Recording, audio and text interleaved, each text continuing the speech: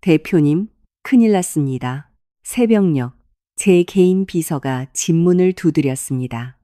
눈은 새빨갛고 온몸을 사시나무 떨듯 떨며 울고 있었습니다. 대표님, 남편분께서 회사의 모든 자산과 계좌를 전부 빼돌렸습니다. 그리고 도망쳤습니다. 저는 몇 초간 아무 말도 할 수 없었습니다. 그리고 곧바로 비밀 계획을 실행에 옮겼습니다. 그 순간 저는 강해져야만 했습니다. 제 이름은 박서윤입니다. 그날 밤이 오기 몇 시간 전에 저를 보셨다면 아마 제 인생이 완벽하다고 생각하셨을 겁니다. 저는 이른 아침에 일어나 깔끔하게 정리된 회의 일정과 설탕 없는 커피, 그리고 항상 제 통제하에 있는 숫자들과 함께 하루를 시작하는 것에 익숙한 여자였습니다. 저는 허름한 월세방 한 구석의 작은 책상에서 시작해 마침내 제 소유의 빌딩을 갖고 수백 명의 직원을 거느리며 바닥을 걱정해 본 적 없는 계좌를 갖게 되었습니다. 이 모든 것은 철저한 자기 관리와 신뢰, 그리고 제가 항상 지켜온 한 가지 원칙 덕분이었습니다. 진심으로 믿는 사람은 절대 배신하지 않는다. 훗날 이 원칙은 제 인생 최악의 실수가 되었습니다. 그날 밤은 사실 평범했습니다. 다음 날 중요한 투자자 미팅이 있어 평소보다 일찍 잠자리에 들었습니다. 남편 민주는 집에 들어오지 않았습니다. 갑작스러운 회의, 출장 혹은 혼자만의 시간이 필요하다는 그의 변명에 저는 이미 익숙해져 있었습니다. 요즘 들어 우리 부부 사이는 예전보다 훨씬 조용했지만 저는 그것이 서로 바쁜 두 성인이 치러야 할 대가라고 스스로를 위로했습니다. 벽시계가 자정을 넘겼을 때 문 두드리는 소리에 잠에서 깼습니다. 부드러운 노크도 망설이는 노크도 아니었습니다. 그 소리는 마치 문 뒤의 손이 허락을 기다릴 인내심조차 없는 듯 다급하고 공황에 빠진 듯한 소리였습니다. 저는 천천히 침대 가장자리에 앉았습니다. 심장이 불길하게 두근거렸습니다. 이런 시간에 저희 집을 찾아오는 손님은 거의 없었습니다. 심지어 아파트 경비원조차 중요한 이유 없이는 감히 저를 방해하지 않을 겁니다. 노크 소리가 다시 더 크게 들렸습니다. 저는 심호흡을 하고 잠옷 가운을 걸친 뒤 현관문으로 향했습니다. 발걸음 하나하나가 마치 불길한 예감이 제 발목을 뒤로 잡아당기는 것처럼 무겁게 느껴졌습니다. 문을 열자마자 그녀가 보였습니다. 제 개인 비서, 지현이었습니다. 사무실에서 늘 제 그림자 같았던 그녀였습니다. 얼굴은 창백했고 눈은 빨갛게 충혈되어 눈물로 젖어 있었으며 숨을 헐떡이고 있었습니다. 머리는 헝클어져 있었고 재킷조차 제대로 잠그지 않은 상태였습니다. 대표님. 제 이름을 채 부르기도 전에 그녀의 목소리가 갈라졌습니다. 저는 이것이 사소한 소식이 아니라는 것을 직감했습니다. 우선 들어와요. 저는 가슴이 답답해지기 시작했지만 애써 침착하게 말했습니다. 문이 닫히자마자 지현은 제 앞에 무릎을 꿇었습니다. 그녀의 울음이 터져 나왔습니다. 평범한 울음이 아니었습니다. 방금 자신이 이해할 수 없는 끔찍한 것을 목격한 사람의 통곡이었습니다. 대표님, 죄송합니다. 정말 죄송합니다. 저는 그녀의 어깨를 잡았습니다. 지연 씨, 나 좀 봐요. 무슨 일이에요? 그녀는 천천히 얼굴을 들었습니다. 눈물이 멈추지 않고 흘러내렸습니다. 회사에 모든 자산이 전부 인출되었습니다. 대표님, 저는 얼어붙었습니다. 그 문장은 한 번에 이해하기에는 너무나도 엄청났습니다. 제 뇌가 그 사실을 받아들이기를 거부하는 것 같았습니다. 그게 무슨 말이에요? 저는 나지막이 물었습니다. 지연은 마른 침을 삼키고 떨리는 손으로 휴대폰을 꺼내 보였습니다. 화면에는 제 주변의 세상을 순식간에 침묵하게 만드는 수많은 알림, 거래 내역 보고서, 그리고 은행 기록들이 떠 있었습니다. 주거래 계좌, 예비 계좌, 심지어 대표님의 개인 통장까지. 그녀는 숨을 헐떡였습니다. 전부 비어 있습니다. 저는 발밑의 바닥이 사라지는 듯한 기분을 느꼈습니다. 누가? 저는 물었습니다. 이미 그 대답이 제 입가에 맴돌고 있는 것 같았지만 지연은 고개를 숙였습니다. 박민준, 상무님입니다, 대표님. 그 이름은 제 머리에 망치처럼 내리꽂혔습니다. 그리고 한 명 더 있습니다. 그녀의 목소리는 거의 들리지 않을 정도로 작아졌습니다. 김수진, 저는 실소를 터뜨렸습니다. 우스워서가 아니라 제 뇌가 그 현실을 부정하고 싶었기 때문입니다. 수진이라고 그 비서, 지현은 힘없이 고개를 끄덕였습니다. 세상이 멈췄습니다. 민준, 내 남편, 그동안 내 옆에서 잠들고 같은 식탁에서 밥을 먹으며 내가 피와 땀으로 이룬 모든 것을 함께 누렸던 남자. 난 언제나 당신 편이야, 서윤아. 라고 항상 말하던 그 남자. 알고 보니 그는 누군가의 편이긴 했습니다. 단지 그게 내가 아니었을 뿐. 저는 천천히 소파에 주저앉았습니다. 무릎에 힘이 풀렸습니다. 보이지 않는 거대한 무게가 가슴을 짓누르는 것 같았습니다. 제멋대로 요동치는 제 심장 소리 외에는 아무 소리도 들리지 않았습니다. 얼마나? 마침내 제가 물었습니다. 지연은 액수를 말했습니다. 만약 그 숫자를 글로 쓴다면 아마 한 달락을 꼬박 채워야 할 정도일 겁니다. 확실한 것은 그건 제 인생의 거의 전부였다는 사실입니다. 어떻게 그럴 수가 있지? 난 아무것도 서명하지 않았는데 제 목소리가 제 귀에도 낯설게 들렸습니다. 지연은 눈물을 닦았습니다. 박 상무님은 모든 접근 권한을 가지고 계셨습니다, 대표님.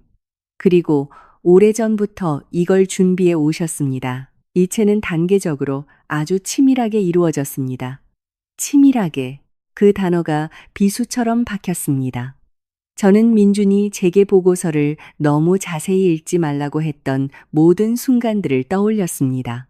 그의 모든 다정한 미소, 나만 믿어 라고 했던 모든 말들, 그 믿음은 이제 제 등에 꽂힌 칼이 되어 돌아왔습니다. 그 사람, 아직 서울에 있나? 저는 물었습니다. 지현은 고개를 저었습니다. 전화기는 꺼져 있습니다. 그리고 대표님, 그 두 사람 이름으로 된 항공권이 있습니다. 그 두 사람. 저는 눈을 감았습니다. 하룻밤 사이에 저는 남편과 돈, 그리고 제 인생에 대한 환상까지 모두 잃었습니다. 하지만 가장 고통스러운 것은 그것이 아니었습니다. 가장 고통스러운 것은 이 모든 일이 일어나는 동안 저를 멈추게 할 만큼 강력한 경고 신호가 단 하나도 없었다는 깨달음이었습니다. 저는 다시 눈을 뜨고 여전히 제 앞에 무릎 꿇고 있는 지현을 바라보았습니다. 이 늦은 밤에 와줘서 고마워요. 저는 나지막이 말했습니다. 지연 씨가 아니었다면 모든 것이 정말로 돌이킬 수 없게 된 후에야 알았을지도 몰라요. 지연은 죄책감 가득한 얼굴로 고개를 끄덕였습니다. 대표님, 제가 할 수 있는 건 뭐든지 돕겠습니다. 약속합니다. 저는 힘없이 고개를 끄덕였습니다. 그 순간 저는 진심으로 그녀를 믿었습니다. 그 새벽 무너진 것이 제 인생뿐만이 아니라는 사실을 저는 아직 몰랐습니다. 제가 마지막으로 끌어안아야 했던 그 사람이 실은 자신의 칼을 가장 가까이에 숨기고 서 있었다는 사실을 말입니다. 아침은 예고 없이 찾아왔습니다. 저는 뻣뻣한 몸과 무거운 머리로 거실 소파에서 잠을 깼습니다. 불은 여전히 켜져 있었고 커튼은 젖혀지지 않았으며 에어컨은 꺼진 지 오래되었지만 집안 공기는 차갑게 느껴졌습니다. 잠시 동안 어젯밤에 일어난 모든 일이 너무나도 현실적인 악몽이기를 바랐습니다. 하지만 제 손에 들린 휴대폰이 조용히 진동했습니다. 은행 알림이었습니다. 잔액 0원. 저는 눈을 감았습니다. 아니, 이건 꿈이 아니었습니다. 저는 천천히 일어나 부엌으로 걸어가 물 한 잔을 따랐습니다. 유리잔을 잡는 손이 떨렸습니다. 민준의 얼굴이 멈추지 않고 떠올랐습니다. 그동안 제가 대수롭지 않게 여겼던 기억의 조각들과 뒤섞여서 말입니다. 저와 민준은 돈 때문에 결혼하지 않았습니다. 우리는 꿈 때문에 결혼했습니다. 그는 제가 아직 아무것도 가진 것 없이 아이디어와 의지만으로 기어다니던 시절에 나타났습니다. 민주는 제가 할 수 있다고 말해준 첫 번째 사람이었고, 밤을 새워가며 저를 도와주고, 제안서를 배달해주고, 심지어 우리 회사의 첫 제품을 직접 포장해 주기까지 했습니다.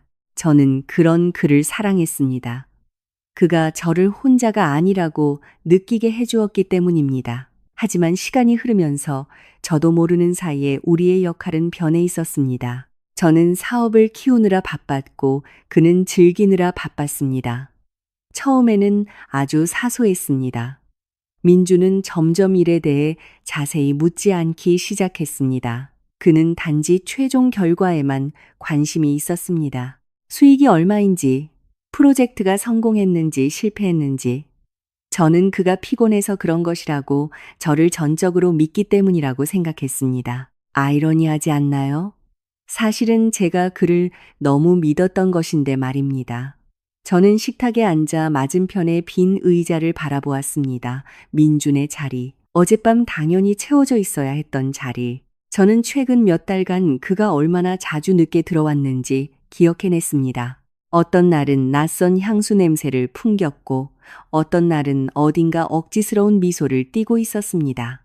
새로운 프로젝트 때문에 제가 물을 때마다 그는 그렇게 대답했습니다. 그리고 저는 고개를 끄덕였습니다. 저는 잔소리하지 않는 아내, 성숙한 아내, 세상이 항상 흑백 논리로 돌아가지 않는다는 것을 이해하는 아내가 되고 싶었기 때문에 항상 고개를 끄덕였습니다.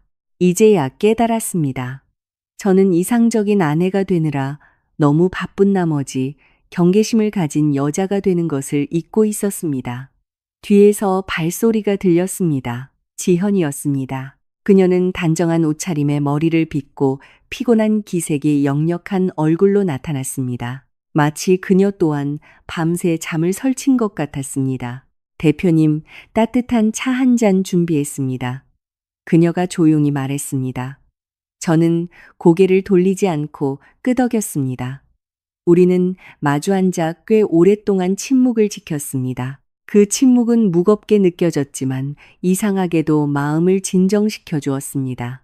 적어도 이 집에는 사라지지 않은 다른 사람이 한 명 더 있었습니다. 제가 모든 데이터를 다시 확인했습니다. 지연이 마침내 입을 열었습니다. 모든 거래는 시스템상 합법적으로 이루어졌습니다. 그 말은 즉, 법적으로 박 상무님은 모든 접근 권한을 가지고 있었다는 뜻이었습니다. 저는 씁쓸한 미소를 지었습니다. 그 접근 권한을 준 건 나예요. 제가 말했습니다. 모든 서류에 서명한 것도 나고, 그건 후회가 아니었습니다. 인정이었습니다. 저는 항상 결혼이란 공유하는 것이고, 울타리 없이 삶을 하나로 합치는 것이라고 생각했습니다.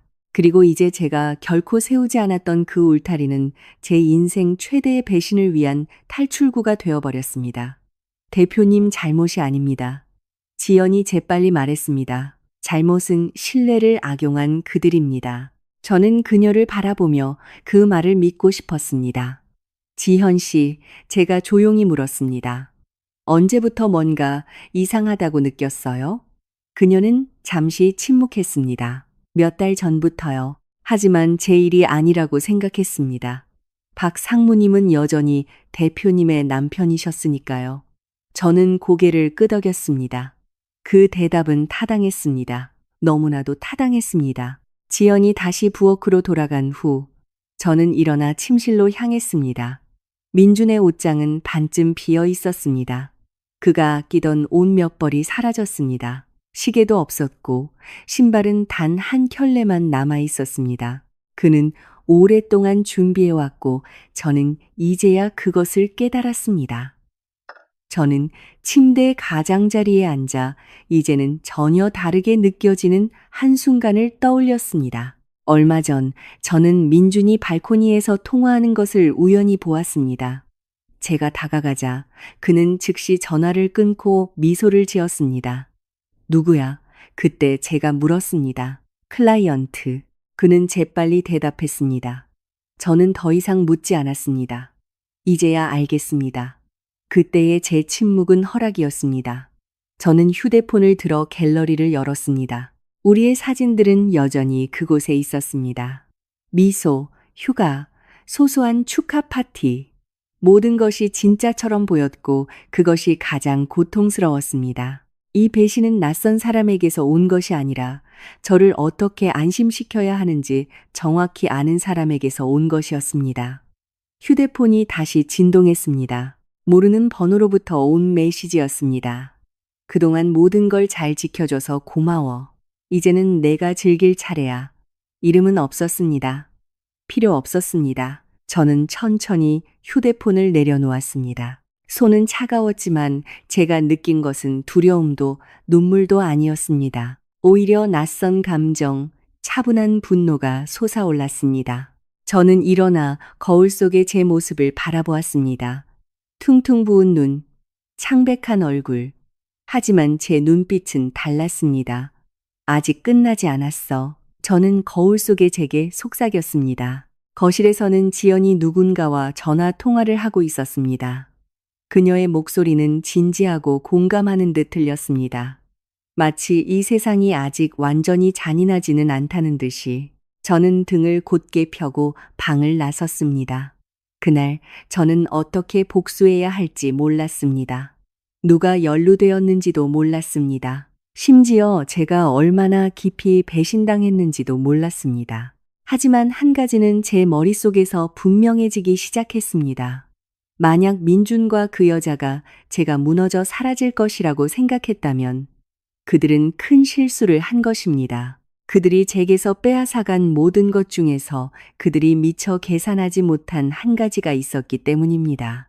저는 아직 살아있고 예전에 일부러 무시했던 모든 균열의 조각들을 기억해내는 법을 배우고 있었습니다. 그 새벽으로부터 사흘째 되는 날은 제 인생 전체보다 더 길게 느껴졌습니다. 저는 더 이상 희망을 품고 깨어나지 않았습니다. 저는 목표를 가지고 일어났습니다. 집은 그대로였지만 느낌은 달랐습니다. 구석구석마다 이제는 조롱처럼 들리는 웃음소리의 메아리가 남아있는 것 같았습니다. 저는 위층의 작은 서재로 걸어 들어갔습니다. 예전의 민주는 거의 들어오지 않던 공간이었습니다. 숫자를 보면 머리가 아프다고 했습니다. 자신의 세계가 아니라고 했습니다. 알고 보니 그는 모든 것을 가져갈 만큼은 똑똑했습니다. 저는 노트북 앞에 앉아 오래된 파일들을 다시 열었습니다. 최신 재무 보고서도 깔끔하게 정리된 데이터도 아니었습니다. 저는 날것 다른 사람의 손길이 닿지 않은 것을 찾고 있었습니다. 오래된 메모, 거의 잊혀진 이메일, 예전에 맹목적인 믿음으로 서명했던 초기 계약서들. 제 손은 빠르게 움직였지만 제 생각은 훨씬 더 빨랐습니다. 만약 이것이 계획된 것이라면 분명히 흔적이 남아있을 것입니다. 완벽하게 깨끗한 범죄는 없습니다. 저는 은행, 법무사, 심지어 회사 설립 초기에 도움을 주었던 옛 동료에게까지 연락했습니다. 제 목소리는 침착했습니다. 모든 것을 잃은 사람치고는 너무나 침착했습니다. 그들은 그 침착함이 제가 무너지지 않기 위한 유일한 방법이라는 것을 몰랐습니다. 점심 무렵 한 이름이 다시 화면에 나타났습니다. 김수진, 처음 듣는 이름이 아니었습니다. 그녀는 이전에 제 회사에서 일했었고 민준의 비서였습니다. 결국 도시를 옮긴다는 이유로 퇴사했습니다. 그때 저는 심지어 그녀에게 추천서를 써주며 재빠르고 충성스럽다고 칭찬했습니다. 저는 그것을 기억하며 씁쓸하게 웃었습니다. 제가 다른 사람을 충성스럽다고 말하기는 얼마나 쉬웠던가. 정작 저는 그 단어의 의미를 제대로 시험해 본 적도 없으면서 말입니다. 저는 그녀의 디지털 흔적을 추적했습니다. 그녀의 SNS는 잠겨 있지 않았습니다. 휴가 사진, 명품 가방, 제가 거의 가보지 못한 레스토랑들, 모든 것이 비슷한 시기에 업로드되었습니다. 우연이라고 하기에는 너무나도 비슷한 시기였습니다. 그리고 그 사진 중 하나, 유리창에 비친 모습에는 한 남자의 그림자가 있었습니다. 그의 손목에 찬 시계는 낯설지 않았습니다. 가슴이 딱딱하게 굳었습니다. 저는 천천히 노트북을 닫고 의자에 몸을 기댔습니다. 잠시 동안 저는 그 감정이 밀려오도록 내버려 두었습니다. 눈물도 비명도 아니었습니다. 단지 인정받기를 요구하는 가슴의 압박감이었습니다. 저는 예전에 민준에게 수진에 대해 물어본 적이 있었습니다. 그때 그는 가볍게 웃었습니다. 너무 야심차. 내 타입 아니야. 라고 말했습니다. 가장 위험한 거짓말은 미소를 지으며 하는 거짓말입니다. 서재문에서 조심스러운 노크 소리가 들렸습니다. 대표님, 지현의 목소리였습니다. 들어와요. 그녀는 두꺼운 갈색 서류 봉투를 들고 들어왔습니다. 그녀의 얼굴은 진지하고 집중되어 있었습니다. 마치 단순히 일하는 것이 아니라 제 편에서 함께 싸우고 있는 사람처럼 보였습니다. 추가 자료를 모아왔습니다. 그녀는 서류 봉투를 건네며 말했습니다. 일반적인 경로를 통하지 않은 거래가 몇 건 있습니다. 저는 봉투를 열어 읽었습니다. 그리고 이것이 충동적인 결정이 아니었다는 것을 더욱 확신하게 되었습니다. 이것은 인내심을 가지고 계획된 강도였습니다. 지연 씨, 저는 얼굴을 들지 않고 말했습니다. 이 모든 일을 혼자서 할 수 있다고 생각해요?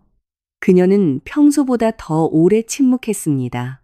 아니요, 대표님. 그녀는 마침내 대답했습니다. 분명히 도움이 있었을 겁니다. 최소한 내부 시스템을 잘 아는 사람이요. 저는 고개를 끄덕였습니다. 그 대답은 타당했습니다.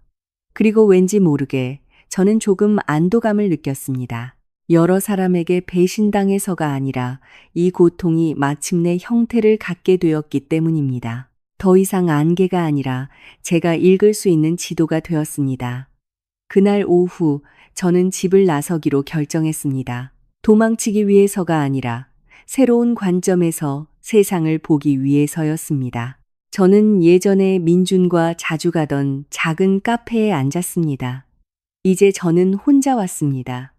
맞은편 테이블에서는 한 커플이 웃고 있었습니다. 저는 고개를 숙이고 씁쓸한 맛이 나는 커피를 마셨습니다. 제 입맛에 딱 맞았습니다. 휴대폰이 진동했습니다. 메시지가 왔습니다. 이전과 같은 번호였습니다. 알 필요 없는 건 찾지 마. 저는 그 화면을 오랫동안 바라보다가 답장을 입력했습니다.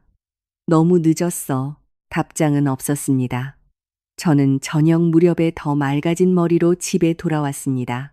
제 머릿속에서 한 가지 결론이 굳어지기 시작했습니다. 민주는 실행범일지 모르고 수지는 향락을 즐기는 자일지 모르지만 진정한 주모자는 아직 무대 뒤에 숨어 있습니다. 누구인지는 아직 모르지만 제 직감이 작동하기 시작했습니다. 그동안 가정을 온전하게 보이기 위해 억눌러 왔던 직감이었습니다. 거실에서는 지연이 간단한 저녁 식사를 준비하고 있었습니다. 그녀는 저를 보자 미소를 지었습니다. 대표님, 식사하셔야 합니다. 그러지 않으면 병나실 거예요. 저는 미소를 지었습니다. 완벽하게 공감하는 말투였습니다. 우리는 침묵 속에서 식사했습니다. 저는 평소보다 더 유심히 그녀를 관찰했습니다. 그녀의 손짓, 그녀가 말하는 방식. 이상한 점도 잘못된 점도 없었습니다. 그리고 바로 그것이 저를 조심하게 만들기 시작했습니다. 그날 밤, 저는 다시 서재로 돌아갔습니다. 저는 노트북이 아닌 오래된 노트에 특별한 메모를 했습니다. 손글씨로 이름, 날짜, 예전에는 중요하지 않다고 생각했던 사소한 사건들을 적었습니다. 저는 아직 누구도 비난하지 않았습니다. 저는 단지 기록했을 뿐입니다. 간 무너진 이 삶에서 한 가지를 배웠기 때문입니다. 큰 배신은 결코 갑자기 찾아오지 않습니다. 그것은 항상 우리가 일부러 보지 않기로 선택한 사소한 것들로부터 시작됩니다. 인생에는 더 이상 보이는 것을 믿지 않고 느끼는 것을 믿게 되는 단계가 있습니다. 그리고 그날부터 제 감정은 방향을 바꾸기 시작했습니다. 아침은 흐린 하늘과 함께 찾아왔습니다. 저는 식당에 앉아 식어가는 커피 한 잔을 바라보았습니다. 쓴 향기가 미처 끝내지 못한 대화의 잔재처럼 공중에 떠 있었습니다. 지연은 부엌에서 움직이며 자연스러워 보이는 침착함으로 아침 식사를 준비했습니다. 너무 자연스러워서 아마도 그녀는 제 아침 습관을 잘 알고 있었을 겁니다. 제가 설탕을 좋아하지 않는다는 것, 항상 빵을 오른쪽부터 자른다는 것, 보통 몇 시에 화면을 보다가 긴 한숨을 쉬는지 알고 있었습니다. 이 모든 것이 예전에는 배려처럼 느껴졌지만 지금은 관찰처럼 느껴졌습니다. 오늘 오후에 변호사님과 미팅 일정을 잡았습니다. 대표님, 지현이 제 앞에 접시를 놓으며 말했습니다. 대기업 사건을 주로 다루시는 분입니다. 저는 얼굴을 들었습니다. 언제 연락했어요? 오늘 새벽에요. 그녀는 재빨리 대답했습니다. 잠을 설쳐서요. 저는 천천히 고개를 끄덕였습니다. 잘못된 것은 없었습니다. 걱정하는 사람은 당연히 빨리 움직일 것입니다. 하지만 왠지 모르게 그녀의 말투에는 무언가 너무 준비된 듯한 느낌이 들었습니다. 그날 우리는 함께 사무실로 출근했습니다. 예전에는 궁전처럼 느껴졌던 건물이 이제는 낯선 건물처럼 보였습니다. 직원들은 여전히 평소처럼 출근했습니다. 일부는 미소로 저에게 인사했고 일부는 어색하게 고개를 숙였습니다. 그들은 아직 몰랐고 저는 그 사실을 조금 더 미루기로 했습니다. 제 사무실은 여전히 깔끔했습니다. 큰 책상, 가죽 의자, 도시가 내려다 보이는 유리벽. 저는 그곳에 꽤 오랫동안 서서 제 모습을 비춰보았습니다. 그곳에 서 있는 여자는 온전해 보였지만 그녀의 눈에는 미세한 선이 있었습니다. 세상이 자신이 상상했던 것만큼 안전하지 않다는 것을 막 깨달은 사람의 선이었습니다. 제 옆에 서서 지연은 일정을 확인했습니다. 대표님, 중요하지 않은 일정은 모두 취소했습니다. 그녀가 말했습니다. 이제 우리의 초점은 단 하나입니다. 저는 고개를 돌렸습니다. 무엇이 중요하고 중요하지 않은지 확실히 알아요? 그녀는 작게 미소 지었습니다. 저는 단지 대표님의 부담을 덜어드리려고 노력할 뿐입니다. 적절한 대답이었습니다. 너무나도 적절했습니다. 우리는 그날 오후에 변호사를 만났습니다. 날카로운 눈빛과 무미건조한 목소리를 가진 중년의 남자였습니다. 그는 제 이야기를 끼어들지 않고 듣고 몇 가지를 메모한 다음 천천히 고개를 끄덕였습니다. 이 사건은 복잡합니다. 그가 말했습니다. 불가능하지는 않습니다. 하지만 시간과 증거가 필요합니다. 저는 고개를 끄덕였습니다. 시간은 제가 아직 가진 유일한 것이었습니다. 회의 내내 지연은 제 옆에 앉아 있었습니다. 때때로 그녀는 세부 사항을 덧붙이고 날짜를 상기시키고 제가 거의 잊어버릴 뻔했던 전문 용어를 언급했습니다. 변호사는 감명받은 듯 보였습니다. 유능한 직원이군요. 그가 잠시 전화를 받으러 나갔을 때 말했습니다. 저는 단지 미소 지었습니다. 유능하다. 네, 너무 유능하죠. 저녁에 저는 머리가 복잡한 채로 집에 돌아왔습니다. 저는 방에 틀어박혀 어제부터 쓰기 시작한 노트를 펼쳤습니다. 저는 그 작은 목록을 다시 읽었습니다. 민준의 이름, 수진의 이름, 몇몇 날짜, 몇몇 사소한 사건들, 그리고 아무런 설명 없이 페이지 사이사이에 계속 적혀 있는 한 이름, 지현. 저는 왜 그것을 적었는지 몰랐습니다. 심지어 물음표를 붙일 용기도 없었습니다. 그녀는 단지 형태가 없는 그림자처럼 그곳에 있었습니다. 밤이 천천히 내려앉았습니다. 지연이 제 방문을 두드렸습니다. 대표님, 저녁 식사 준비됐습니다. 저는 나와 식탁에 앉았습니다. 우리는 다시 침묵 속에서 식사했습니다.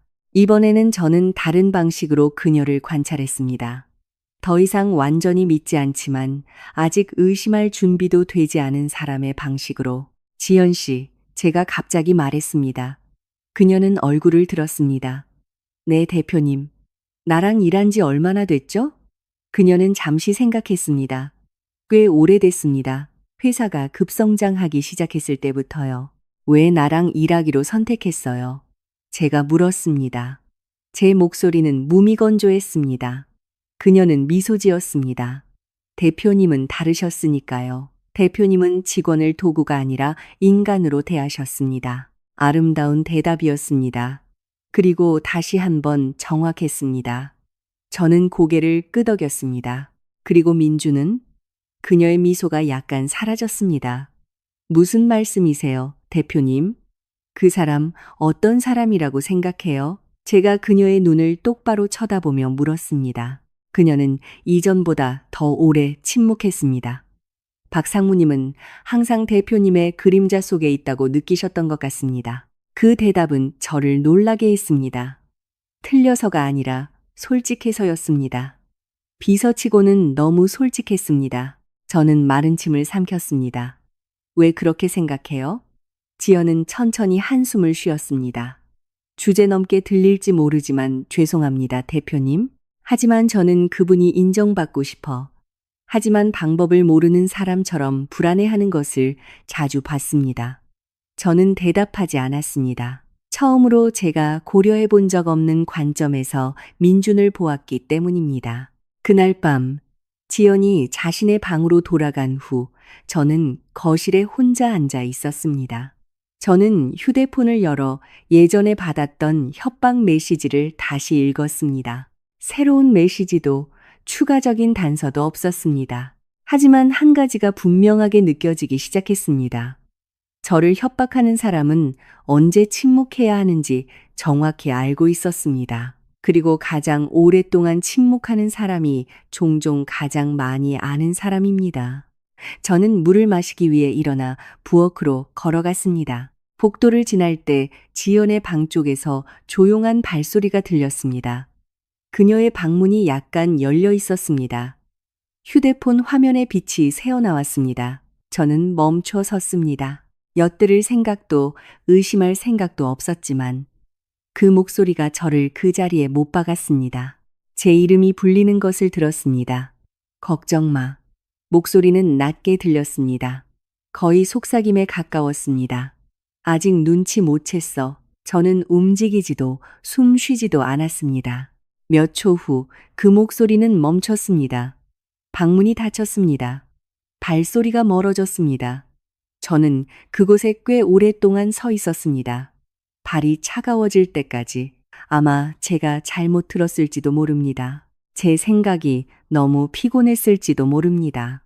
제가 빈 곳에서 그림자를 보기 시작했을지도 모릅니다. 하지만 그날 밤, 방으로 돌아와 문을 닫았을 때 저는 제 노트에 새로운 문장을 하나 썼습니다. 이름도 날짜도 아니었습니다. 단지 한 문장이었습니다. 가장 가까운 사람이 종종 우리가 넘어질 때 가장 앞에 서 있다. 그리고 그 새벽 이후 처음으로 저는 상실감을 안고 잠들지 않았습니다. 저는 훨씬 더 위험한 한 가지 감정을 안고 잠들었습니다. 경계심. 그날 아침, 저는 거울 앞에 더 오래 서 있었습니다. 머리를 정돈하거나 화장이 완벽한지 확인하기 위해서가 아니라 저를 마주보는 얼굴을 알아보기 위해서였습니다. 무언가 변해 있었습니다. 얼굴의 주름은 늘지 않았지만 제 눈빛은 더 이상 같지 않았습니다. 그 시선은 더 날카롭고 더 조용했습니다. 마치 예전에 부드러웠던 제 일부가 스스로 서는 법을 배운 것 같았습니다. 저는 더 이상 민준에게서 소식을 기다리지 않았고 전화하지도 메시지를 보내지도 누구에게도 묻지 않았습니다. 떠나기로 작정한 사람은 부른다고 해서 돌아오지 않습니다. 저는 그날 혼자 사무실로 출근했습니다. 지연은 몇 가지 서류를 처리해야 한다는 이유로 늦게 오겠다고 허락을 받았습니다. 타당한 이유였습니다. 의심하기에는 너무나도 타당했습니다. 천천히 올라가는 엘리베이터 안에서 저는 불이 켜진 숫자들을 바라보았습니다. 각 층은 마치 제가 제대로 멈추지 않고 지나쳐온 제 인생의 조각들 같았습니다. 마침내 문이 가장 높은 층에서 열리고 저는 예전에 완전히 제 소유라고 생각했던 세계로 다시 들어섰습니다. 제가 사무실 의자에 앉은 지 1시간도 채 되지 않아 안내 데스크에서 전화가 왔습니다. 박서윤 대표님, 그녀는 망설이며 말했습니다. 한 손님이 끈질기게 뵙고 싶어 하십니다. 박민준 상무님 이름을 언급하셨습니다. 가슴이 딱딱하게 굳었습니다. 들여보내세요. 제가 마침내 말했습니다. 몇 분 후 제 사무실 문이 열리고 그녀가 그곳에 서 있었습니다. 김수진. 그녀는 죄책감을 느끼는 것 같지도 망설이는 것 같지도 않았습니다. 그녀는 단순하지만 분명히 비싼 드레스를 입고 있었습니다. 머리는 단정하게 늘어뜨려져 있었고 얼굴은 평온했으며 심지어 마치 평범한 약속에 온 것처럼 옅은 미소를 띠고 있었습니다. 안녕하세요, 박서윤 대표님. 그녀는 가볍게 인사했습니다. 만나 뵙게 되어 영광입니다. 저는 천천히 일어섰습니다. 환영하지도 앉으라고 권하지도 않았습니다. 여기에 올 용기가 있다니. 제가 나지막이 물었습니다. 그녀는 작게 웃었습니다. 용기일까요? 어리석음일까요? 아마 그 차이는 미미할 겁니다. 저는 그녀 앞에 의자를 가리켰습니다. 앉아요. 용건을 말해요. 수지는 편안하게 앉아 다리를 꼬았습니다. 그녀의 움직임은 자신감에 차 있었습니다. 이미 이겼다고 느끼는 사람의 자신감이었습니다. 저는 단지 몇 가지를 바로잡고 싶어서 왔습니다. 그녀가 말했습니다. 오해가 없도록요. 저는 짧게 한숨을 쉬었습니다. 오해? 네. 그녀가 말했습니다. 저와 민준 씨 사이에 일어난 일은 단순히 배신이 아닙니다. 그건 선택이었습니다. 저는 미소 지었습니다. 동의해서가 아니라 역겨워서였습니다. 당신은 내 인생을 훔쳤어. 제가 조용히 말했습니다. 그리고 그걸 선택이라고 부르는군. 그녀는 어깨를 으쓱했습니다. 인생은 누구도 완전히 소유할 수 없는 거예요? 대표님, 단지 주인이 바뀔 뿐이죠. 그녀의 말은 미끄럽고 훈련된 것 같았습니다. 마치 오랫동안 이 독백을 준비해 온 것 같았습니다. 민주는 어디에 있지? 제가 물었습니다. 그녀는 더 활짝 미소 지었습니다. 안전하고 행복하게요. 저는 그녀를 오랫동안 바라보았습니다. 그 침묵 속에서 저는 무언가를 깨달았습니다. 수지는 바보가 아니었지만 이 모든 일의 배후에 있는 두뇌도 아니었습니다. 그녀는 너무 말을 많이 하고 너무 주목받고 싶어 했습니다. 진정한 주모자는 보통 침묵을 선택합니다. 그것만이 용건이라면 제가 말했습니다. 가도 좋아. 그녀는 일어서서 가방을 고쳐 맸습니다. 아, 한 가지 더 있습니다. 그녀는 조금 다가와 목소리를 낮췄습니다. 민준 씨가 메시지를 남겼습니다. 찾지 마. 당신이 무엇을 하든 이미 늦었으니까라고요. 저는 그녀의 눈을 깜빡이지 않고 쳐다보았습니다. 그에게 전에 제가 조용히 대답했습니다. 난 아직 시작도 안 했어. 수진의 얼굴이 약간 변했습니다. 아주 약간이었지만 저에게는 충분했습니다. 그녀는 더 이상 아무 말 없이 떠났습니다. 문이 닫힌 후 저는 다시 앉았습니다. 손이 떨렸지만 두려워서가 아니라 무언가를 부수고 싶은 충동을 참느라 그랬습니다.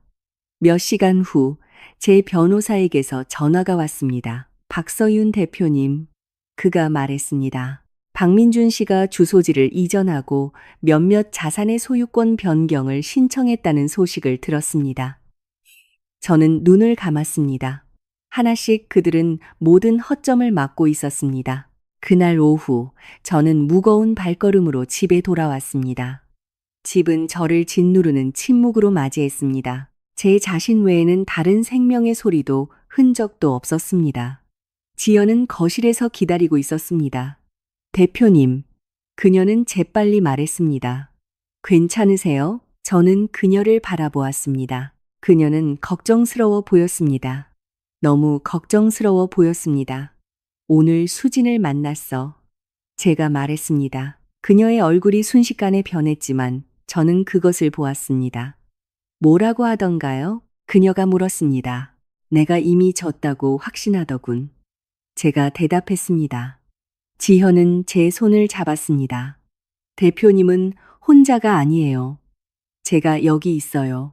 저는 그녀가 잡은 손을 내려다 보았습니다. 따뜻하고 안심시켜주는 것 같았습니다. 그리고 잠시 동안 저는 거의 믿을 뻔했습니다. 그날 밤 저는 방에 혼자 앉아 있었습니다. 저는 옷장에 작은 여행 가방을 열고 몇 가지 중요한 서류를 넣기 시작했습니다. 도망치기 위해서가 아니라 대비하기 위해서였습니다. 저는 무언가를 깨달았습니다. 그들은 단지 제 재산을 빼앗고 싶은 것이 아니었습니다. 그들은 제가 멈추기를 원했습니다. 찾는 것을 멈추고, 저항하는 것을 멈추고, 사는 것을 멈추기를. 하지만 그들은 한 가지를 잊었습니다. 저는 세상이 제게서 등을 돌렸을 때 포기하도록 길러지지 않았습니다. 저는 모든 것이 사라졌을 때 일어서도록 길러졌습니다. 문 뒤에서 저는 지연의 발소리가 다가와 멈추는 것을 들었습니다. 그녀는 노크하지도 들어오지도 않고 꽤 오랫동안 그곳에 서 있다가 마침내 떠났습니다. 저는 여행 가방을 닫았습니다. 그리고 모든 것이 무너진 이후 처음으로 저는 옅은 미소를 지었습니다.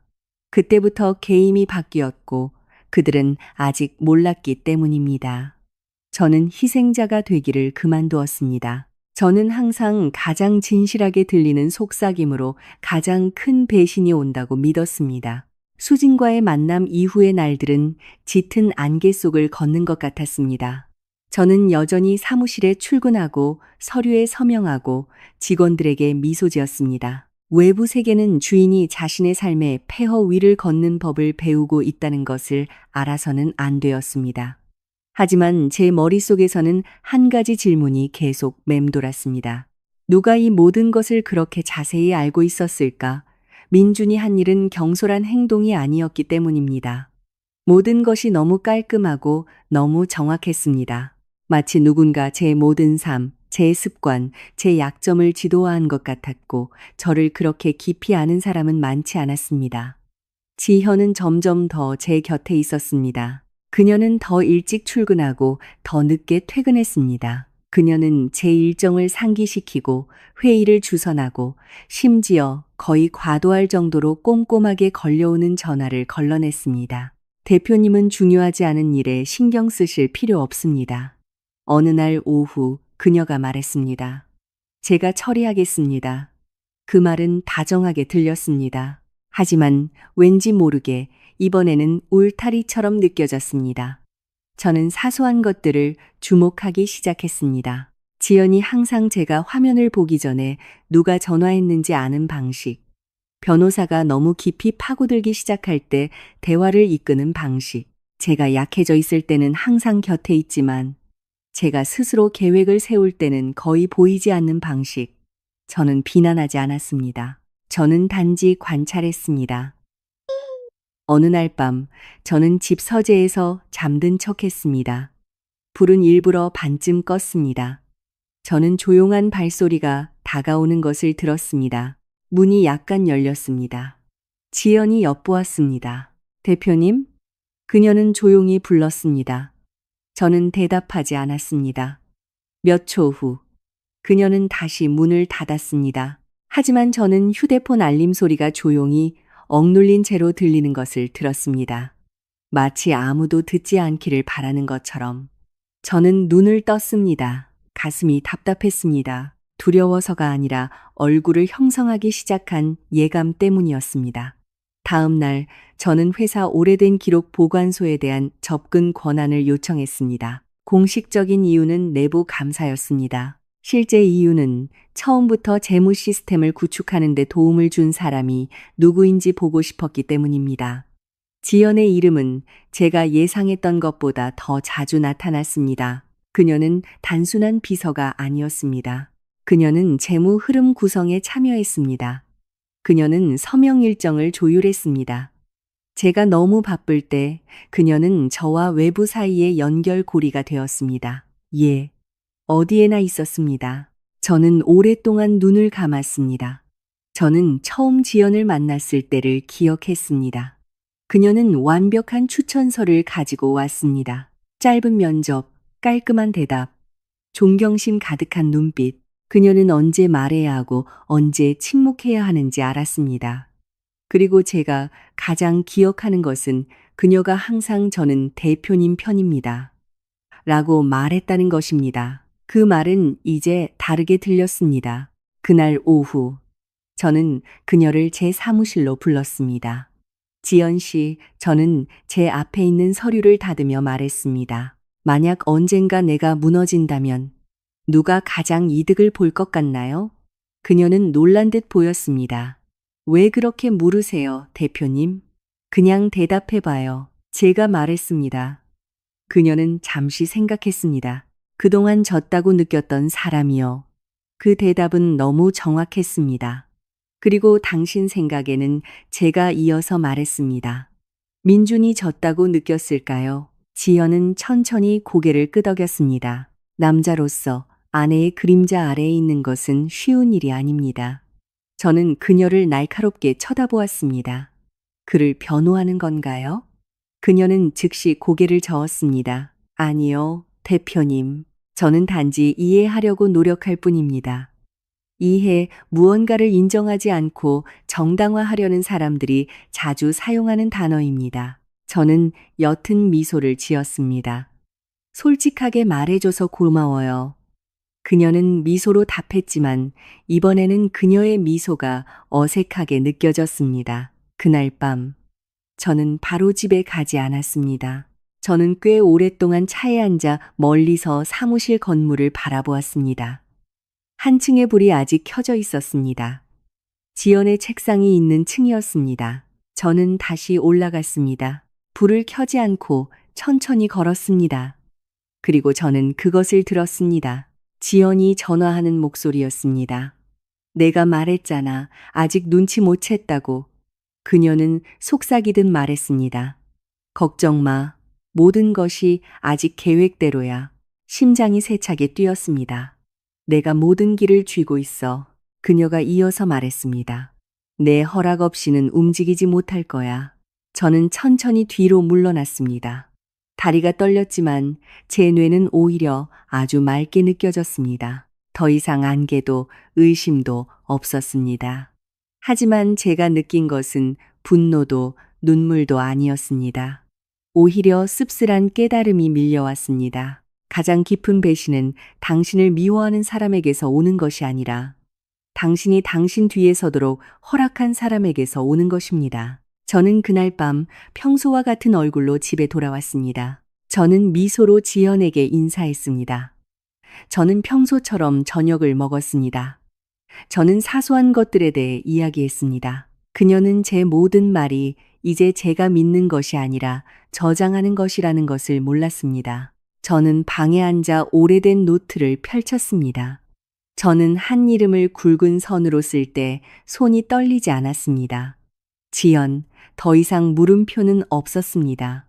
저는 아직 행동하지 않을 것입니다. 아직은 아닙니다. 저는 그런 사람은 가장 안전하다고 느낄 때만 무너진다는 것을 알았기 때문입니다. 그리고 그날 밤, 저는 모든 것을 바꿀 한 가지 결정을 내렸습니다. 저는 계속 믿는 척, 약한 척, 의존하는 척 할 것입니다. 그러는 동안 조용히 그들이 듣지 못할 때까지 그들이 듣지 못할 발걸음을 준비하기 시작했습니다. 그 지점에서 저는 마침내 이해했습니다. 이것은 더 이상 돈에 관한 것도, 민준에 관한 것도, 수진에 관한 것도 아니었습니다. 이것은 제 자신의 삶에 대한 통제권을 되찾는 것에 관한 것이었습니다. 그리고 진짜 게임은 이제 막 시작되었습니다. 인생에는 더 이상 진실에 놀라지 않는 순간이 있습니다. 마음이 오랫동안 그것을 받아들일 준비를 해왔기 때문입니다. 저는 그 후 며칠을 같은 얼굴로 보냈습니다. 옅은 미소, 안정된 말투, 계산된 걸음걸이, 의심으로 읽힐 수 있는 변화는 단 하나도 없었습니다. 만약 지연이 저를 관찰했다면 그녀는 이전과 같은 여자를 보았을 것입니다. 피곤하고 충격받고 의존적인 여자. 그리고 그것이 그녀가 본 것이었습니다. 저는 일부러 제 걸음걸이를 늦추고 지연이 일정을 관리하게 하고 그녀가 변호사와 더 많이 이야기하게 하고 그녀가 저에게 전달되는 정보를 걸러내게 했습니다. 그녀가 세운 모든 경계는 오히려 이정표가 되었습니다. 저는 중요한 한 가지를 배웠습니다. 권력을 가졌다고 느끼는 사람은 너무 자신만만하기 때문에 항상 허점을 남깁니다. 그리고 지현은 부주의해지기 시작했습니다. 그녀는 내부 회의라는 이유로 너무 자주 사라졌습니다. 제가 특정 메시지를 받았을 때 너무 빨리 알았습니다. 한 이름에 닿지 않도록 대화를 이끄는 것이 너무 정확했습니다. 그녀 자신의 이름이었습니다. 저는 녹음하기 시작했습니다.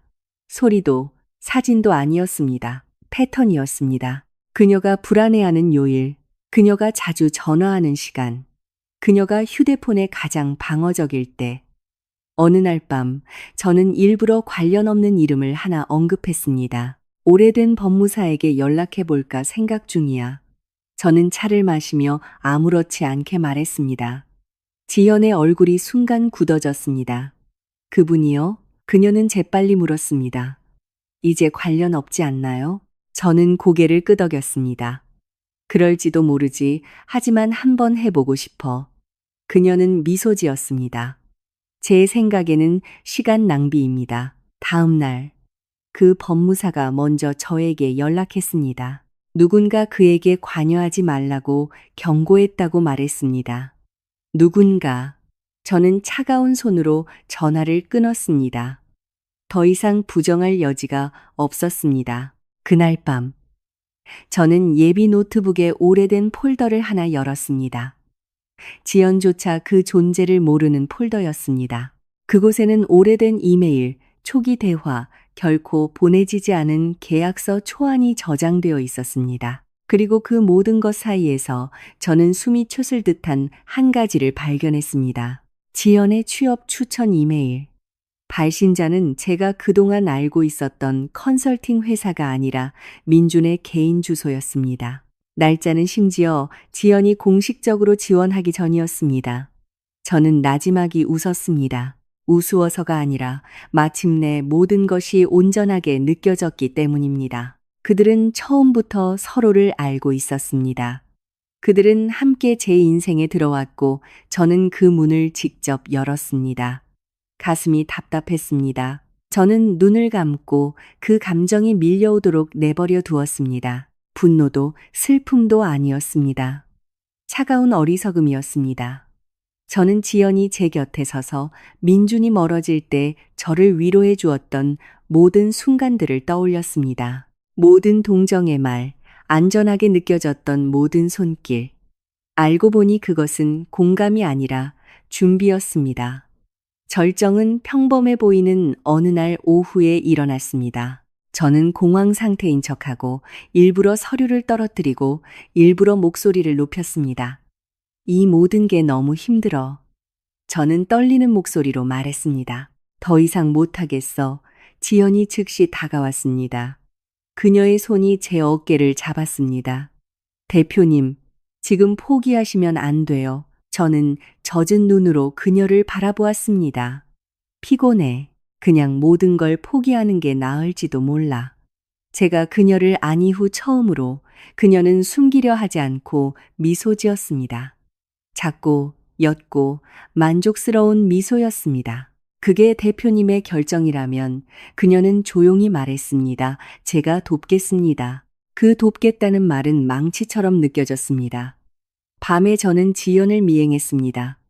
대놓고도 아니고 가깝지도 않았습니다. 보이지 않을 만큼 멀고 놓치지 않을 만큼 가까웠습니다. 그녀는 도시 한 구석의 아파트로 들어갔습니다. 호화롭지도 소박하지도 않은 마치 환승지처럼 흔적을 남기지 않는 곳이었습니다. 저는 차 안에서 기다렸고 그리고 민준이 같은 문에서 나왔습니다. 세상은 무너지지 않았고 감정의 폭발도 없었습니다.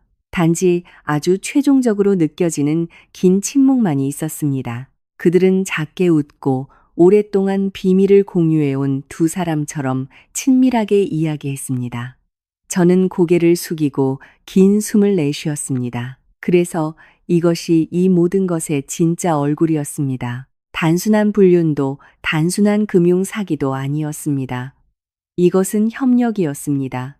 저는 고개를 든 채 집에 돌아왔습니다. 울지도 떨지도 않았습니다. 그날 밤 저는 방에 앉아 마지막으로 노트에 글을 썼습니다. 더 이상 목록도 표시도 없었습니다. 단 하나의 문장이었습니다. 저는 천천히 썼습니다.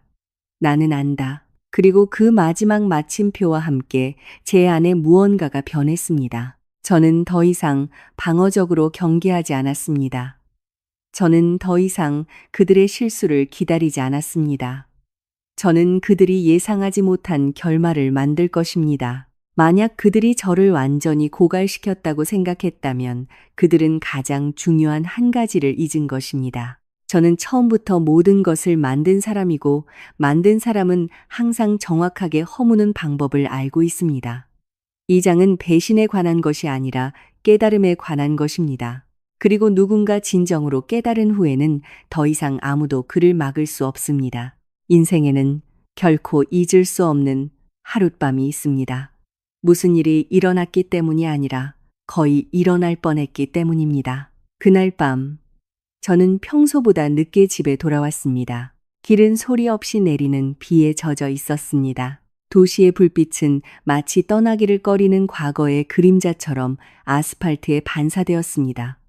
저는 차고에 차를 주차하고 필요 이상으로 오랫동안 그 안에 앉아 있었습니다. 마치 그 물건이 제게 답을 줄 수 있다는 듯이 핸들을 바라보았습니다.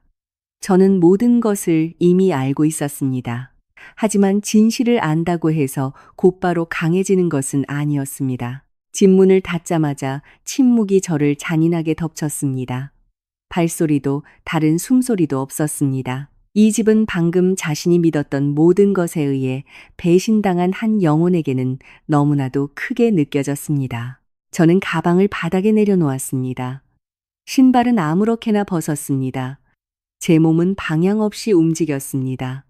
마치 오래된 습관을 따르는 것처럼 저는 침실로 들어가 우리가 함께 사용했던 침대 가장자리에 앉았습니다. 이 침대는 잘못이 없었지만 너무 많은 추억을 간직하고 있었습니다. 저는 눈을 감았습니다. 그 새벽 이후 처음으로 저는 눈물이 흐르도록 내버려 두었습니다. 폭발하지도 흐느끼지도 않고 단지 마침내 자신의 땅을 찾은 비처럼 조용히 흘러내렸습니다. 저는 속았기 때문이 아니라 허약한 믿음 위에 제 자신이 세워지도록 내버려 두었기 때문에 어리석다고 느꼈습니다. 저는 그날 오후 만족스러운 미소를 지었던 지연의 얼굴을 떠올렸습니다. 그가 아파트에서 나왔을 때의 민준의 시선. 그 모든 것이 제 머릿속에서 멈추지 않고 맴돌았습니다. 마치 저를 아프게 하기 위해 일부러 반복 재생되는 녹음처럼 처음으로 저를 두렵게 하는 한 가지 생각이 떠올랐습니다. 그냥 멈추면 어떨까? 싸우는 것을 멈추는 것이 아니라 무엇이든 되는 것을 멈추는 것. 저는 일어나 화장실로 걸어가 거울에 비친 제 얼굴을 바라보았습니다. 퉁퉁 부은 눈, 창백한 얼굴. 예전에 알던 여자는 거의 보이지 않았습니다. 이 모든 게 무슨 소용이야? 저는 제 자신에게 속삭였습니다. 저는 화장실 바닥에 앉았습니다. 제 등은 차가운 벽에 기대어 있었습니다. 저는 긴 숨을 들이쉬었다가 짧게 내쉬었다가 다시 길게 들이쉬었습니다. 가슴이 답답했습니다. 마치 공기가 완전히 들어오지 않으려는 것처럼 그 지점에서 저는 정말로 거의 길을 잃을 뻔했습니다. 그들이 이겼기 때문이 아니라 제 자신의 피로감에 거의 항복할 뻔했기 때문입니다. 휴대폰 진동 소리가 침묵을 깰 때까지 얼마나 오랫동안 그곳에 앉아 있었는지 모릅니다. 모르는 번호로부터 온 메시지였습니다. 똑똑하다면 지금 멈춰. 넌 이길 수 없어. 저는 그 화면을 오랫동안, 아주 오랫동안 바라보았습니다. 그리고 저는 웃었습니다. 조용하고 부서진 웃음이었습니다. 그 메시지가 웃겨서가 아니라 마침내 이해했기 때문입니다. 만약 그들이 여전히 저를 멈추려고 노력한다면 그건 제가 아직 지지 않았다는 뜻입니다. 저는 천천히 일어나 얼굴을 닦았습니다. 거울을 다시 한번 바라보았습니다. 그리고 그곳에서 저는 다른 무언가를 보았습니다. 슬픔도 분노도 아니었습니다. 확고함이었습니다. 저는 방으로 돌아와 며칠 전 반쯤 채웠던 작은 여행 가방을 열었습니다. 이번에는 다른 무언가를 추가했습니다. 서류도 증거도 아니었습니다. 저는 제 자신을 그 계획에 넣었습니다. 저는 노트북을 켜고 오래된 파일들을 열고 모든 것을 다시 구성하기 시작했습니다. 희생자로서도 버림받은 아내로서도 아니었습니다. 제가 되찾으려는 삶의 정당한 주인으로서였습니다. 저는 그들이 무엇을 가져갔는지, 어떻게 가져갔는지, 그리고 가장 중요한 것은 너무 자신만만했기 때문에 어떤 실수를 저질렀는지 침착하게 기록했습니다. 너무 빨리 이겼다고 느끼는 모든 사람은 항상 사소한 한 가지에 부주의합니다. 그리고 저는 그 허점이 어디에 있는지 정확히 알고 있었습니다. 시간은 느끼지 못할 정도로 흘러갔습니다. 밖에서는 비가 그쳤습니다. 새벽이 거의 다가왔습니다. 저는 노트북을 닫고 의자에 몸을 기댔습니다. 피로는 여전히 있었고 아픔은 여전히 남아 있었습니다. 하지만 이제는 그것이 저를 지배하지 않았습니다. 저는 오래된 노트를 꺼내 마지막 페이지를 열었습니다. 더 이상 문장도 감정의 토로도 없었습니다. 단 하나의 결정만이 큰 글씨로 쓰여 있었습니다. 나는 사라지지 않을 것이다. 그날 밤은 제 인생의 최저점이었습니다. 제가 거의 포기하고 거의 사라질 뻔했던 곳이었습니다. 그리고 바로 그 때문에 그것은 제 가장 강력한 기반이 되었습니다. 심연의 바닥을 보고 올라가기로 선택한 사람은 더 이상 높이를 두려워하지 않을 것이기 때문입니다. 이 장은 눈물에 관한 것이 아닙니다. 이것은 재탄생에 관한 것입니다. 그리고 마침내 그 방창문 뒤에서 해가 떴을 때 저는 한 가지를 확실히 알았습니다. 예전에 박서윤은 무너졌고 그 폐허에서 일어선 여자는 그들이 결코 통제할 수 없을 것입니다. 졌다고 여겨지는 사람이 항상 가진 한 가지 이점이 있습니다. 그들은 감시당하는 것을 멈춥니다. 그것이 제가 한 일이었습니다. 저는 다시 피곤해 보이는 박서윤이 되었습니다. 창백한 얼굴로 사무실에 출근하고 일찍 퇴근하며 지연이 많은 일을 처리하게 했습니다. 마치 제가 정말로 통제권을 넘겨준 것처럼 제 모든 불평은 이제 패배의 인정처럼 들렸고 그것이 그들을 부주의하게 만들었습니다. 지현은 점점 더 자신감을 가졌습니다. 그녀는 더 많이 말하기 시작했고 요청받지 않은 조언을 했습니다. 심지어 때때로 제 이름으로 결정을 내렸습니다. 그녀는 더 이상 조심하지 않았습니다. 그러는 동안 저는 그들이 만질 수 없는 층에서 일했습니다. 저는 공식적인 조직도에 기록된 사람들이 아니라 초창기에 저와 함께 일했던 옛사람들에게 연락했습니다. 이 모든 것이 웅장하게 서기 전에 제가 누구였는지 아는 사람들. 저는 그들을 일정 없이, 증인 없이, 디지털 흔적 없이 한 명씩 만났습니다. 한 소박한 집에서 저는 예전에 제가 파산에서 구해준 전 시스템 컨설턴트 아르만을 만났습니다. 아직도 모든 오래된 기록을 가지고 있나요? 제가 물었습니다. 그는 미소 지었습니다. 저는 제가 만든 것을 결코 버리지 않습니다. 저는 또한 민준이 개입하기 전에 제가 이용했던 법무사 라트나를 만났습니다. 정말 이것을 다시 열고 싶으세요? 그녀는 조심스럽게 물었습니다. 저는 고개를 끄덕였습니다. 복수하고 싶지 않습니다. 저는 단지 진실을 원할 뿐입니다. 그녀는 그 차이를 이해했습니다. 제 밤은 이제 조용한 만남으로 가득 찼습니다. 저는 모든 흐름을 다시 기록하고 연대기를 재구성했습니다. 그곳에는 감정이 없었고 단지 논리만 있었습니다. 저는 그들이 저지른 한 가지 치명적인 실수를 발견했습니다. 그들은 너무 빨리 자산을 빼돌리는 데 집중한 나머지 오래된 경로 하나를 지우는 것을 잊었습니다. 더 이상 활성화되지 않았지만 올바른 열쇠로 열 수 있는 기록을 여전히 간직하고 있는 경로. 그 열쇠는 여전히 제게 있었습니다. 저는 계속 연기했습니다. 더 이상 못하겠어. 어느 날 오후 제가 지연에게 말했습니다. 이 모든 게 너무 복잡해. 그녀는 제 어깨를 두드렸습니다. 대표님은 충분히 오랫동안 싸우셨습니다. 그녀의 목소리는 그녀가 숨겼다고 생각한 만족감으로 가득 차 있었습니다. 저는 심지어 일부러 한 가지 가짜 계획을 언급했습니다. 아직 남아있는 작은 지분을 팔지도 몰라. 제가 말했습니다. 그리고 잠시 떠날 거야. 지연은 저를 오랫동안 바라보다가 미소 지었습니다. 현명한 결정입니다. 다음 날, 저는 이전과 같은 협박 메시지를 받았습니다. 꽤 빨리 포기하는군. 저는 답장하지 않았습니다. 저는 그들이 그들의 가짜 승리를 맞이할 준비를 하고 있다는 것을 알았기 때문입니다. 날이 갈수록 증거가 모였습니다. 크고 드라마틱한 것은 하나도 없었습니다. 하지만 하나로 모았을 때 모든 것이 부인할 수 없는 그림을 형성했습니다. 자금 흐름, 시스템 접근, 실행 시간, 그리고 그 중간에 항상 나타나는 한 이름, 지현. 저는 증오 없이, 분노 없이, 단지 명확함으로 그 서류를 오랫동안 바라보았습니다. 어느 날 밤, 저는 거실에 앉아 거의 비어있는 집을 바라보았습니다. 저는 잔인한 복수를 준비하고 있는 것이 아니라는 것을 깨달았습니다. 저는 귀환을 준비하고 있었습니다.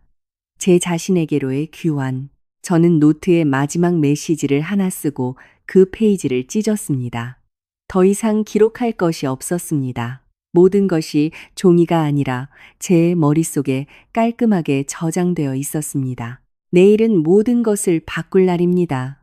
하지만 그날 밤 저는 깊이 잠들었습니다. 그 배신이 시작된 이후 처음으로 저는 민준에 대한 꿈도, 수진에 대한 꿈도, 지현에 대한 꿈도 꾸지 않았습니다. 저는 짐 없이 너무 믿었기 때문에 죄책감 없이 당당하게 서 있는 제 자신에 대한 꿈을 꾸었습니다. 그리고 아침에 일어났을 때 한 가지가 분명했습니다. 최고의 계획은 가장 복잡한 것이 아니라 상대방이 자신이 끝을 향해 걸어가고 있다는 것을 결코 깨닫지 못하는 것입니다. 이 장은 복수에 관한 것이 아니라 인내심에 관한 것입니다. 그리고 인내심이 진실을 만났을 때 항상 이깁니다. 그날은 큰 소리도 비도 과도한 예감도 없이 찾아왔습니다. 아침은 평범하게 느껴졌고 바로 그 때문에 완벽했습니다. 저는 더 일찍 일어나 평범한 중성색 옷을 입었습니다. 과도한 화장도 장신구도 없었습니다. 저는 무언가를 이기려는 여자처럼 보이고 싶지 않았습니다. 저는 마침내 제 자신과 화해한 사람처럼 보이고 싶었습니다. 식탁에서 저는 지연과 마주 앉았습니다. 그녀는 편안해 보였고 심지어 평소보다 더 편안해 보였습니다. 아마도 그녀의 생각 속에서는 모든 것이 이미 끝났기 때문일 것입니다. 그녀는 저에게 커피를 따라주고 작게 미소 지으며 말했습니다. 오늘 대표님은 더 상쾌해 보이시네요. 저는 그 미소에 답했습니다. 푹 잤어요. 그리고 그것은 거짓말이 아니었습니다. 우리는 함께 사무실로 출근했습니다. 길을 가는 동안 지연은 앞으로의 계획, 부서 이동 가능성, 새로운 삶에 대해 이야기했습니다. 그녀는 제 모든 말이 이제 불필요한 고백처럼 들린다는 것을 깨닫지 못했습니다. 사무실에 도착하자마자 저는 그동안 법적 절차와 내부 감사에 관여했던 모든 관계자들을 모아달라고 요청했습니다. 공식적인 이유는 간단했습니다. 중대한 결정을 내리기 전 마지막 평가였습니다. 지연은 제 옆에 앉았습니다. 평소처럼 그녀가 그동안 즐겼던 자리였습니다. 저는 서서 회의실에 있는 얼굴들을 하나씩 바라보았습니다. 오늘이 보고서에 관한 것이 아니라 진실에 관한 것이라는 것을 모르는 얼굴들이었습니다. 감사 인사를 드리고 싶습니다. 제가 조용히 말했습니다. 제 인생에서 가장 힘든 시기에 저는 회의실에서는 결코 배울 수 없는 한 가지를 배웠습니다. 침묵, 믿음이 약점이 아니라는 것을요. 제가 이어서 말했습니다. 하지만 그것은 한계 없이 주어졌을 때 위험해집니다. 저는 작은 신호를 보냈습니다. 아르만이 일어서서 화면을 켰습니다. 데이터가 표시되기 시작했습니다. 비난하는 어조도 높은 목소리도 아니었습니다. 단지 사실, 시간 순서, 접근 경로, 거래 패턴, 지연의 얼굴이 천천히 변했습니다. 저는 그녀에게 고개를 돌렸습니다. 지연 씨, 제가 조용히 말했습니다. 당신은 항상 내 편에 서 있다고 말했죠. 그리고 그건 사실이에요. 그녀는 마른 침을 삼켰습니다. 당신은 너무 가까이 서 있었기 때문에 내가 뒤를 돌아보지 않을 때를 정확히 알았죠. 회의실은 얼어붙었습니다. 저는 소리치지도 손가락질하지도 않았습니다. 저는 단지 그녀가 이미 한 일들을 하나씩 침착하게 그녀가 연기할 틈을 주지 않는 감정적인 거리를 두고 언급했을 뿐입니다. 화면에 민준의 이름이 나타났을 때 몇몇 사람들은 숨을 들이쉬었습니다. 수진의 관련성이 설명되었을 때 더 이상 놀라는 사람은 없었습니다. 하지만 그 모든 것이 지연이라는 한 매듭으로 귀결되었을 때 침묵은 압박감으로 변했습니다. 나는 분노로 당신을 고소하지 않을 겁니다. 제가 말했습니다. 나는 진실로 당신을 고소할 겁니다. 지연이 일어섰습니다. 그녀의 손이 떨렸습니다. 대표님은 이해하지 못하세요. 그녀의 목소리가 갈라졌습니다. 저는 고개를 끄덕였습니다. 이해해요. 너무 오랫동안. 보안 요원들이 들어왔습니다. 변호사가 기록했습니다. 절차는 드라마 없이 진행되었습니다. 지연은 밖으로 끌려나갈 때 저를 쳐다보지 않았습니다. 아마도 마침내 그녀가 가졌다고 생각했던 권력이 단지 제 인내심의 그림자였다는 것을 깨달았기 때문일 것입니다. 민주는 같은 경로를 통해 처리되었습니다. 만남도 감정적인 이별도 없었습니다. 우리의 관계는 눈물이 아니라 합법적이고 조용한 서류로 끝났습니다. 수진. 그녀는 제가 다시 언급할 필요 없이 이야기에서 사라졌습니다. 몇 달 후 저는 같은 건물에 서 있었습니다. 하지만 분위기는 달랐습니다. 더 가볍고 더 정직했습니다. 회사는 예전으로 돌아가지 않았습니다. 그것은 새로운 무언가로 성장했습니다. 그리고 저 또한 저는 더 이상 무언가를 증명하기 위해 일하지 않았습니다. 세상에도 과거에도 저는 할 수 있기 때문에 선택했기 때문에 일했습니다. 어느 날 오후 저는 사무실에 혼자 앉아 있었습니다. 해가 창문 뒤로 천천히 지고 있었습니다. 저는 서랍을 열어 오래된 노트를 발견했습니다. 저는 그것을 열어 새벽 문 두드리는 소리, 삶의 붕괴에 관한 첫 페이지를 읽었습니다. 저는 미소 지었습니다. 그 모든 것이 즐거워서가 아니라 제가 살아남았다는 것을 알았기 때문입니다. 저는 그 책을 닫고 다시 놓았습니다. 다시 읽기 위해서가 아니라 제가 넘어졌었고 거의 사라질 뻔했었고 그리고 제가 혼자서 일어나기로 선택했다는 것을 상기시키기 위해서. 제 이름은 박서윤입니다. 그리고 이것은 배신에 관한 이야기가 아닙니다. 이것은 너무 믿었기 때문에 얕보였던 한 여자에 관한 이야기입니다. 그들은 한 가지를 잊었습니다. 처음부터 자신의 삶을 만든 여자는 다시 시작할 방법을 결코 잃지 않을 것입니다.